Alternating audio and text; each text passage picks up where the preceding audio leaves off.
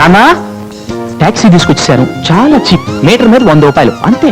పెట్టె రెడీ, బుట్ట ready, taxi ready. అల్లుడిచ్చిన కొత్త కాశీ తువ్వాలతో నేను రెడీ. కానీ దుబాయ్కి వెళ్లాల్సిన అల్లుడు మాత్రం ఇంకా రెడీ కాలేదు. లక్ష్మి, పొద్దుననగా నీ కూతురుతో ఆ గదిలోకి వెళ్ళిన వాడు ఇప్పటి వరకు ఊడిపడలేదు. వదలండి.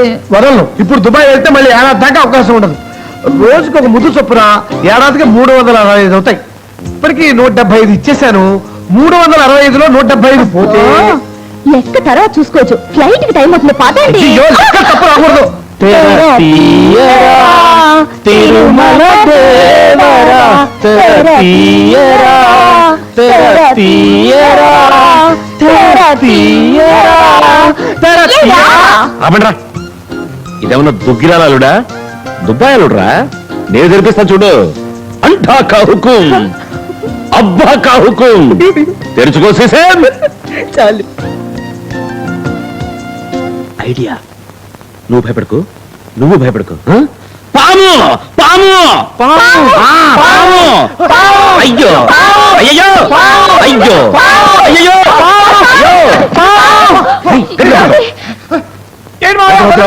గదిలో కట్టాడు.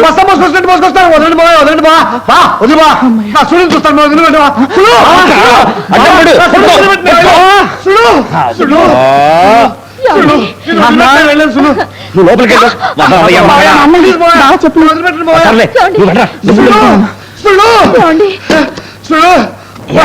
అల్లుడా దుబాయ్లో వదిలేస్తా.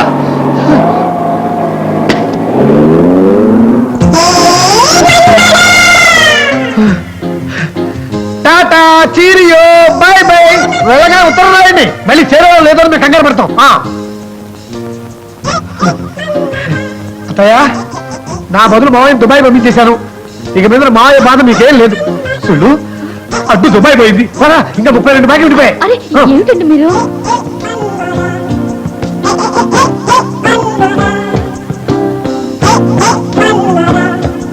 లక్ష్మి, లక్ష్మి, నేను అల్లుని ఎక్కడ పారేశాను లక్ష్మి.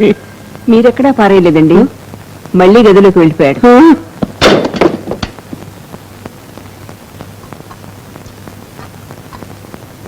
అదేమిటండి, అన్నంతో ఇల్లు కడుతున్నారు? అన్ని బెంగలే లక్ష్మి. ఓ పక్క ఇల్లు కట్టాలనే బెంగ, మరో పక్క అల్లుడు దుబాయ్ వెళ్ళడం లేదు, ఆ ఉద్యోగం ఏమవుతుందో అని బెంగ. నాన్న, మీ మొదటి బెంగ నేను తీరుస్తాను. ఆ ఫ్లాట్ ఖరీదంతా? 3000 రా. జస్ట్ 3000గా. రేపే ఆఫీస్లో అప్పు చేసి మీకు ఆ డబ్బు నేనిస్తాను. ఇక నేను అన్నంలో ఇల్లు కట్టను రా, సుబ్బయ్య నగర్లో కడతాను.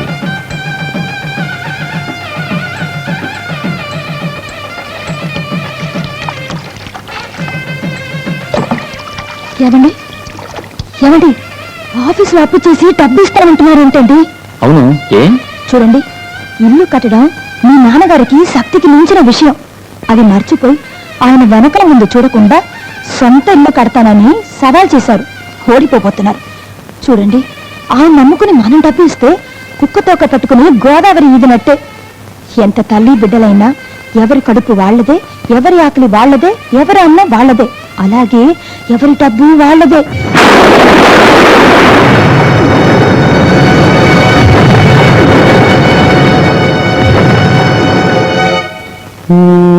కాంక్రీట్ కాంపౌండ్ ఇక్కడ నుంచి లోపలికి దారి మరి ఈశాన్యంలో బాగుండాలి.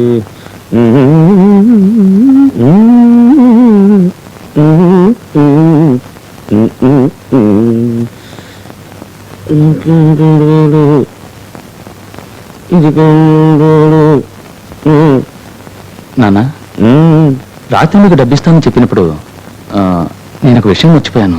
ఏమిట్రా? చెప్పరా, ఏమిట్రా మర్చిపోయావు? కిందటి నెలే ఆఫీసులో అప్పు చేసి మిరాండాకి డబ్బిచ్చాను. అది తీరితే కానీ ఆఫీసులో రెండోసారి డబ్బివ్వరు నాన్న.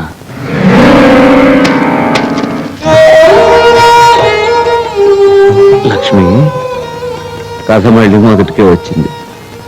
మన ఆనందు కిందటి నెల ఆఫీసులో అప్పు చేసి ఆ మిరండాకి డబ్బు ఇచ్చాట. మిరండాని మర్చిపోయినట్టే ఆ అప్పు విషయం మర్చిపోయాట. అది తీరేదాకా ఆఫీసులో మళ్ళీ అప్పు ఇవ్వరట.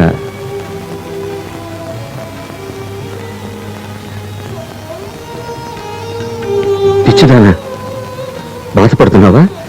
నేను బాధపడలేదు. ఆ డబ్బు నేను ఏర్పాటు చేస్తాను. మా నాన్న ఇప్పుడు తిరిగి వచ్చాడు కదా, మన కోడలు ఇప్పుడు సంతోషంగా ఉంది కదా, అదే చాలు లక్ష్మి. మన కోడలిది మంచి మనసు, అందువల్ల మంచే జరుగుతుంది.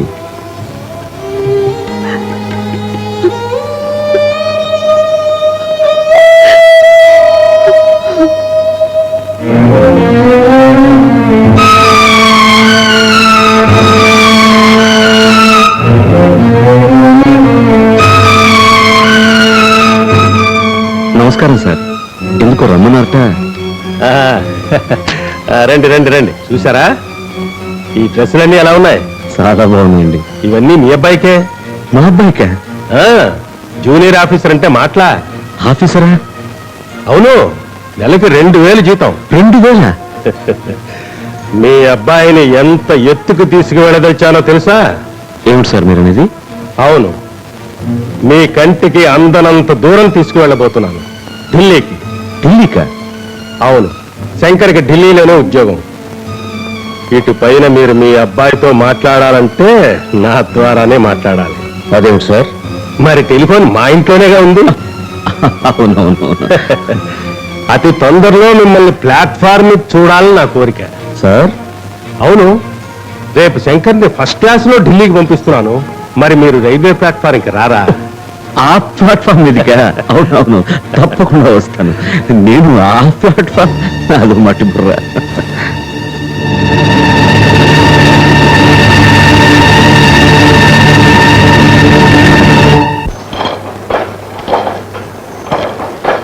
సుబ్బయ్య ఎక్కడా?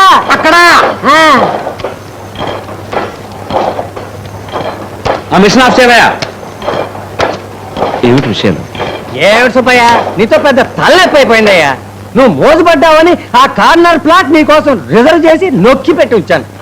నువ్వేమో ఉలకో పలకో, మిగతా వాళ్ళు ఆ స్థలమే కావాలని నా ప్రాణాలు తోడేస్తున్నారు. అది కాదు బుల్లెట్ గారు. అదేమి కాదు, సాయంకాలం 6 గంటల్లోగా 3000 ఇస్తే ఆ స్థలం నీది, లేకపోతే ఇంకోటిది, అంతే.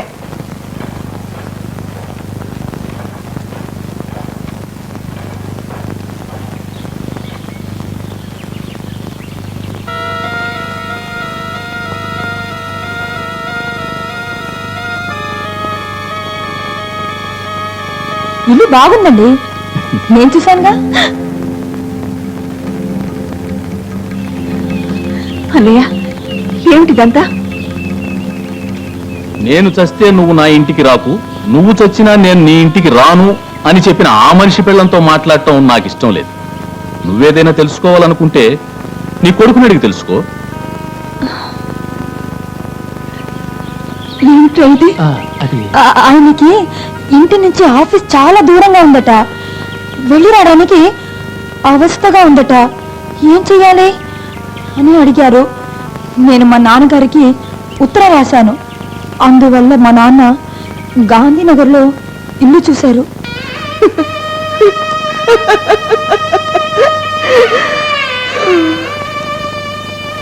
ఏరా, ఈ మధ్య నువ్వు మాట్లాడడం మానేశావా? వినడానికే నిశ్చయించుకున్నావా? నీకు ఇల్లు కావాలని ఎక్కడో గుడివాడలో ఉన్న మీ మామగారికి ఉత్తరం రాయాలని తెలిసిందే. ఇక్కడే ఇంట్లో ఉన్న మీ అమ్మా నాన్నలకి చెప్పాలని తెలియలేదట్రా. ఇప్పుడు మీ నాన్నగారు వచ్చారైతే నేనేం సమాధానం చెప్పాలరా? ఎలా చెప్పాలో తెలియకే కదా నాన్న లేనప్పుడు పెడుతున్నాం. పద పార్వతి, వజ్రం వస్తుంది.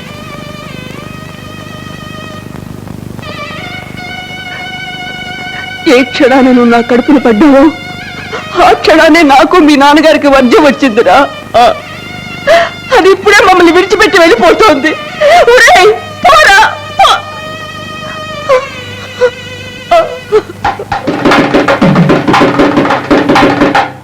ఇన్ని తెలియదా? కానీ నాకు ఒక్క విషయం కూడా తెలియలేదే.